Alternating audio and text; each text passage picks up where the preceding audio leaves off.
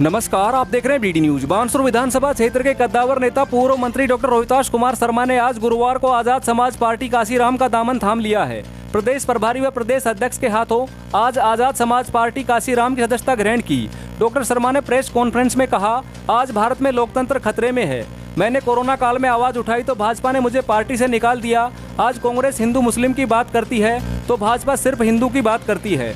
क्या यहाँ जातीय दंगे या अन्य तरह की कोशिश तो नहीं हो रही? जबकि राष्ट्रीय स्वयंसेवक संघ के मोहन भागवत ने कहा है कि समस्त भारतीयों का डीएनए एक है, भाजपा अलग चलती है और आरएसएस अलग, तो विचारधारा कहाँ एक हुई। वहीं आजाद समाज पार्टी काशीराम धरती के निचले हिस्से से उठ रही वह पार्टी है जो गरीबों की आवाज उठाती है। मैं भारत के उभरते नेता का सम्मान करता हूँ और आजाद समाज पार्टी काशीराम की सदस्यता ग्रहण करता हूँ।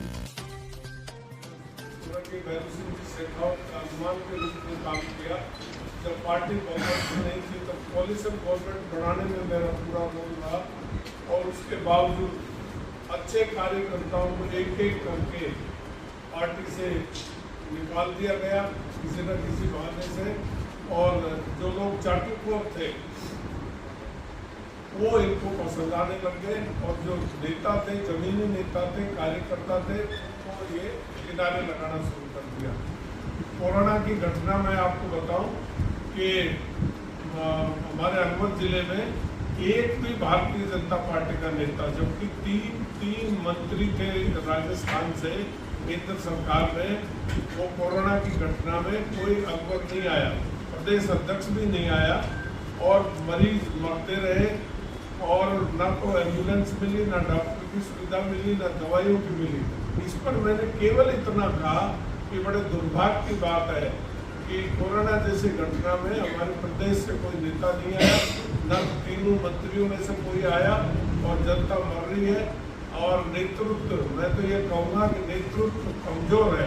अगर वसुंधरा राजे होती तो निश्चित तौर पर वो दौरा करती और लोगों को रिलीफ मिलता। बस इतना ही कहा कि मुझे पार्टी से निकाल दिया। मेरा कहने का मतलब इस पार्टी में बोलने की, क्षेत्र की समस्याओं को उजागर करने का भी परमिशन नहीं है। आपने लोकसभा में देखा होगा कि सत्ता पक्ष के लोग मात्र बैठे रहते हैं और आजकल हालात ये है कि विपक्ष के लोग वो हल्ला करते हैं। एक भी बिल बिना बहस के पास नहीं होता। इस तरह का दुर्भाग्य है कि जो राष्ट्रीय पार्टियां हैं, खासतौर से कांग्रेस और बीजेपी मौन रहती है और कांग्रेसियों को बोलने का मौका नहीं दिया जाता। बोलते हैं तो वो शोर शराबा होता है। तो मैं चाहता हूँ डेमोक्रेसी को कायम रखा जाए और मैं आज एक ऐसी पार्टी में शामिल हो रहा हूँ जो पार्टी मतलब बहुत नीचे से, जमीन के स्तर से उठ करके और गरीबों की आवाज़ उठा करके जो पार्टी अपना देश में आगे बढ़ना चाहती है। और आप देखिए कि जितनी भी पार्टियां हैं वो डेमोक्रेट नहीं है, डेमोक्रेसी उनसे गायब है। कांग्रेस कहती है हिंदू मुस्लिम की झगड़ा कराती है, बीजेपी कहीं ज़्यादा हिंदू वोट प्राप्त करने के लिए हिंदुइज्म की परिभाषा तरह तरह की बनाती है। जबकि हमारा देश सेकुलर है, हम हिंदू हैं, हम सबको बराबर लेके चलते हैं। हिंदू का मतलब है सबको सम्मान लेके चले और सबके साथ भेदभाव नहीं हो और पूरा भारतवासी एक दूसरे के भाई बहन माँ बाप हैं। हमारे आरएसएस के चीफ आदरणीय मोहन भागवत जी ने भी कहा है कि जो भारत में पैदा हुआ उनका डीएनए सबका एक है।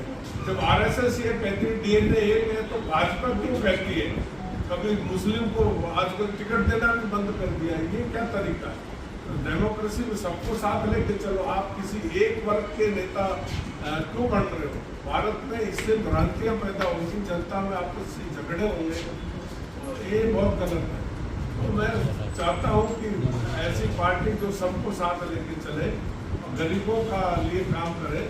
और असपा का सिद्धांत मैंने देखा है कि गरीबों की लड़ाई लड़ती है, चोर उचक्के बेईमान बदमाशों के खिलाफ लड़ी तैयार मिलती है और सबको आगे बढ़ाने में अपनी पूरी ताकत के साथ आदरणीय चंद्रशेखर जी की जान की बाजी तक लगाते हैं कि देश तरक्की करे, देश में समानता आए, सभी धर्म सभी जाति के लोग एक समान जिए, जीने का मौका मिले, तरक्की करने का मौका मिले, आगे बढ़ने का मौका मिले। तो इसलिए मैंने आज इस पार्टी को चूज किया है। इसलिए चूज किया कि मैं डेमोक्रेसी में विश्वास करता हूँ और ये डेमोक्रेट लीडर के नेतृत्व में ये पार्टी काम कर रही है। मुझे बहुत खुशी है कि इन लोगों ने मुझे एडॉप्ट किया है और मैं इन लोगों को भी आपके माध्यम से आश्वस्त करना चाहता हूँ। मेरी तरफ से कोई और कसर नहीं छोड़ूंगा। हमारी असपा पार्टी आगे बढ़े और अगला मुख्यमंत्री हमें से कोई बने, इस आशा और विश्वास के साथ, हिम्मत के साथ हम इनके साथ जुड़े हैं। आपका सबका बहुत बहुत धन्यवाद। जय भारत।